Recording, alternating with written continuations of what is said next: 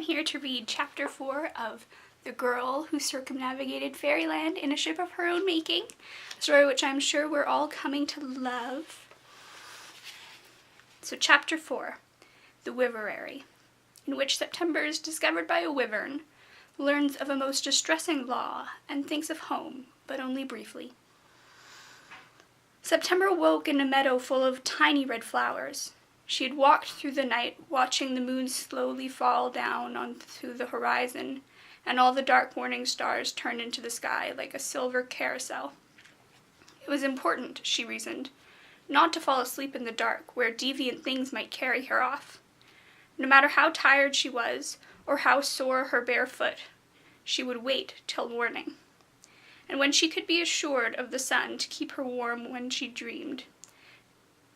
And the sun had pulled up a warm blanket of light over the little girl, tucking her in with gentle beams. September's long hair had dried on the meadow grass. Her orange dress was only a little stiff now from the salt of the sea. She yawned and stretched. "What happened to your shoe?" said a big, deep, rumbling voice. September froze mid-stretch. Two blazing, flame-colored eyes danced before her. A dragon was staring at her with acute interest, crouching like a cat in the long grass. His tail waved lazily. The beast's lizards-ish skin glowed a profound red, the color of the very last embers of a fire. His horns, and these horns led September to presume that the dragon was a he, jutted out from his head like a young bull's, fine and thick and black.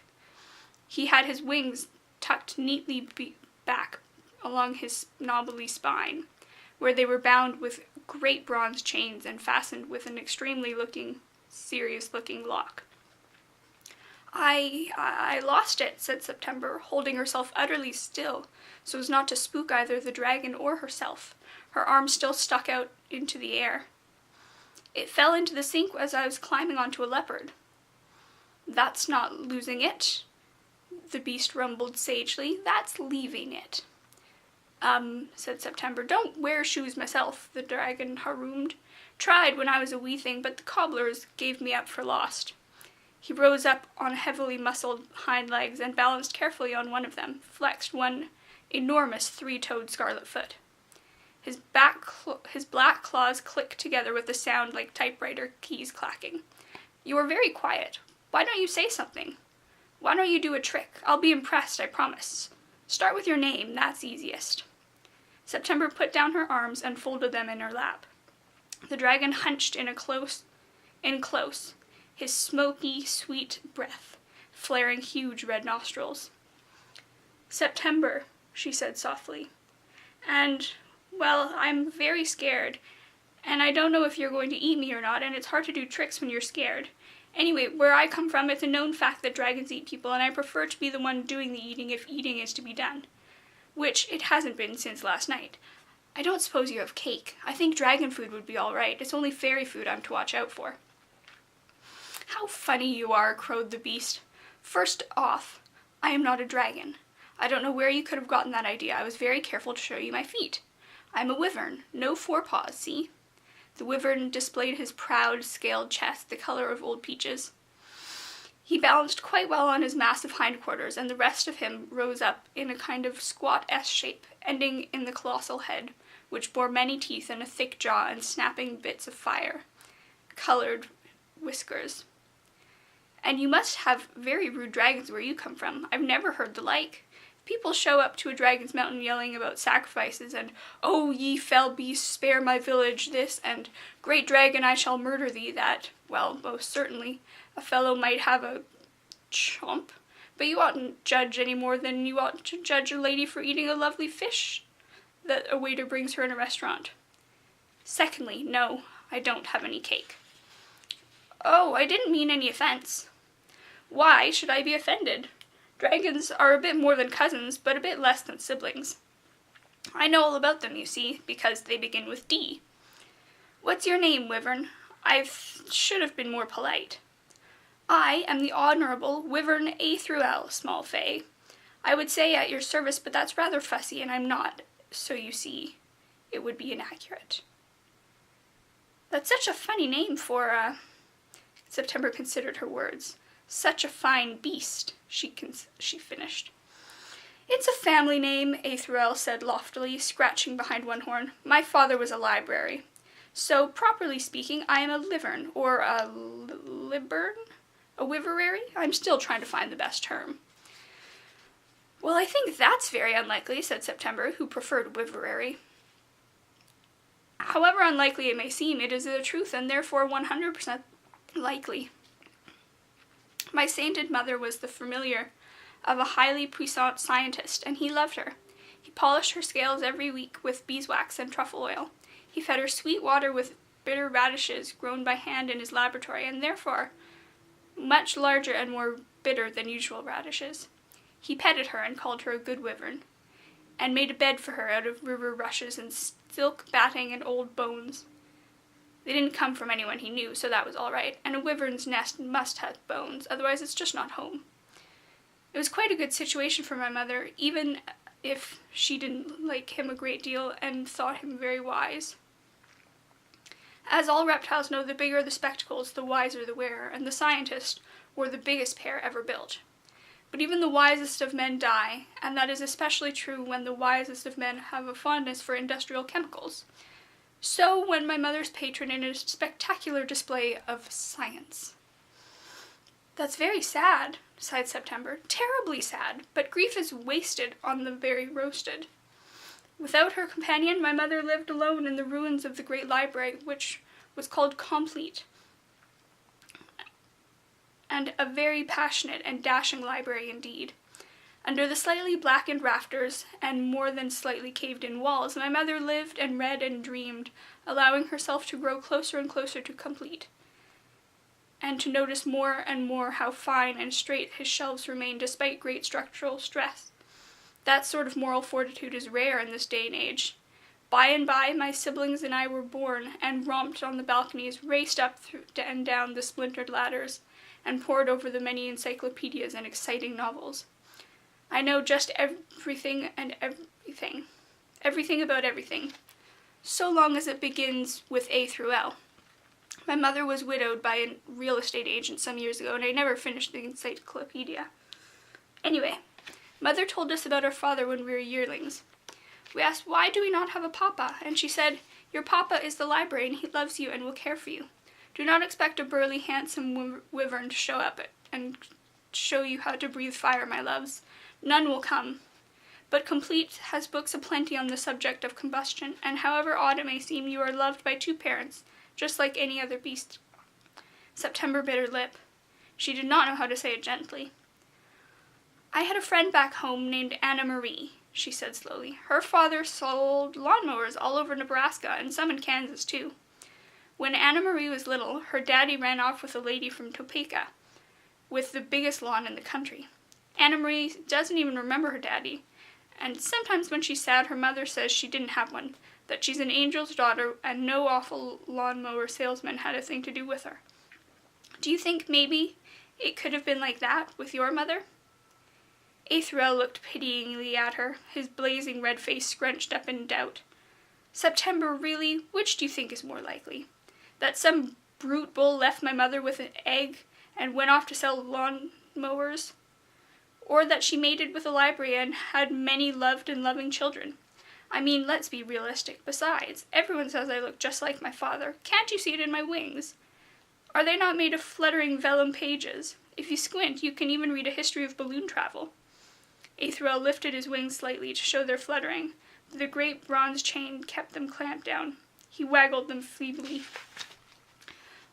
Oh, of course, how silly of me. You must understand I am new to fairyland, September assured him. But really his wings were leathery and bony, like a pterodactyl's, and not like vellum at all, and there was certainly nothing written there. September thought the creature was a little sad, but also a little dear. Why are your wings chained up? She asked, eager to change the subject. Aetheriel looked at her as though she must be somehow addled. It's the law, you know. Can't be so new as all that. Aeronautic locomotion is permitted only by means of leopard or licensed ragwort stock. I think you'll agree I'm not a leopard or made of ragwort, so I'm not allowed to fly. Why ever not? Aetheriel shrugged. The Marquis decreed that flight was an unfair advantage in the matters of love and cross-country racing. But she's awfully fond of cats, and no one can tell ragworts to sit still, so she granted special dispensations. But surely you're bigger than the Marquis. Couldn't you just say no? Squash her or roast her or something? Aetheriel marveled. His mouth dropped open a little. What a violent little thing you are. Of course I'm bigger, and of course I could say no, and of course, in the days of good Queen Mallow, this never would have happened, and we're all very upset about it, but she's the Marquis. She has a hat. And muscular magic besides. No one says no to her. Do you say no to your queen? We don't have a queen where I live. Then I'm sorry for you. Queens are very splendid, even when they call themselves marquises and chain up poor wyverns. Well, very splendid and very frightening. But splendid things are often frightening. Sometimes it's the fright that makes them splendid at all. What kind of place did you come from, with no queens and bad fathers and Anna Maries? Just one Anna Marie. I come from Nebraska, September said. Home seemed very far away now, and she did not yet miss it.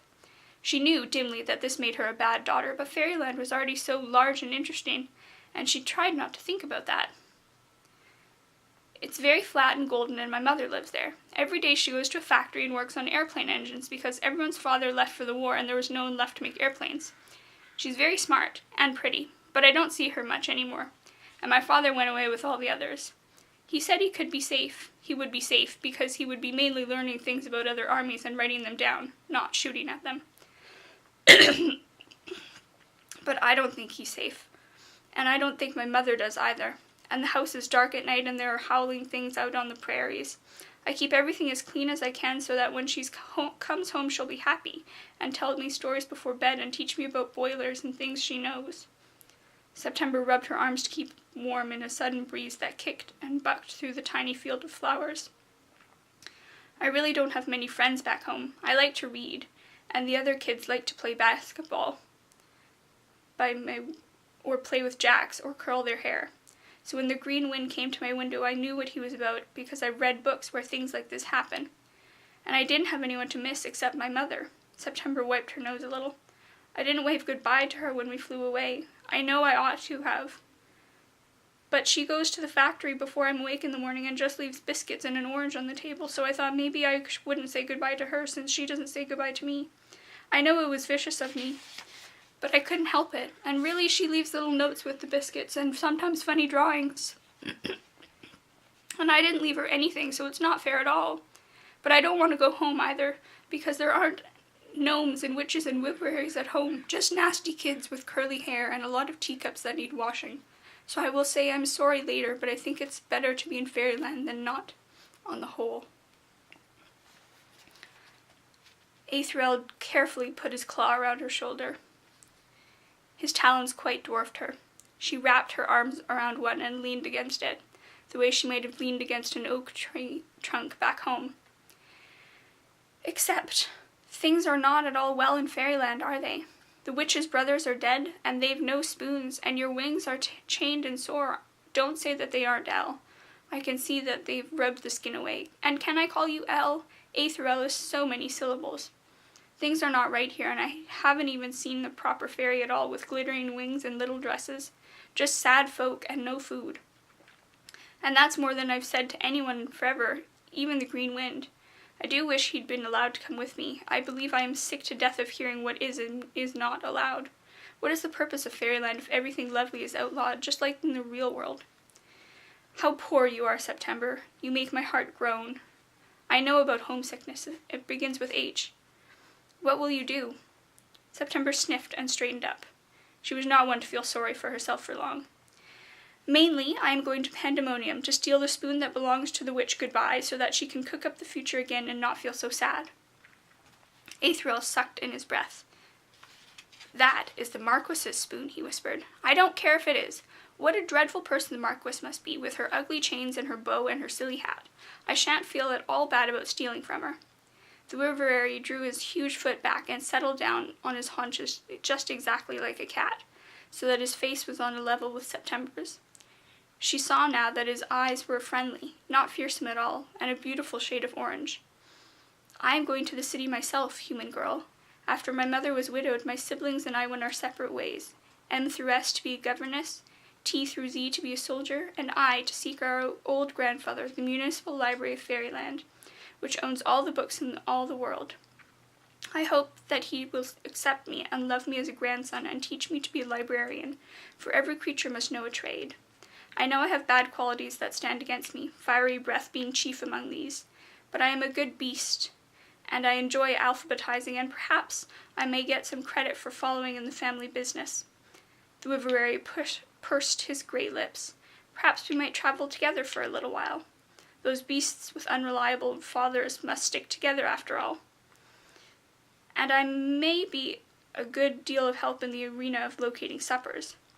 Oh, I would like that, Al, said September happily. She did not like to travel alone, and she missed the leopard and her green wind fiercely.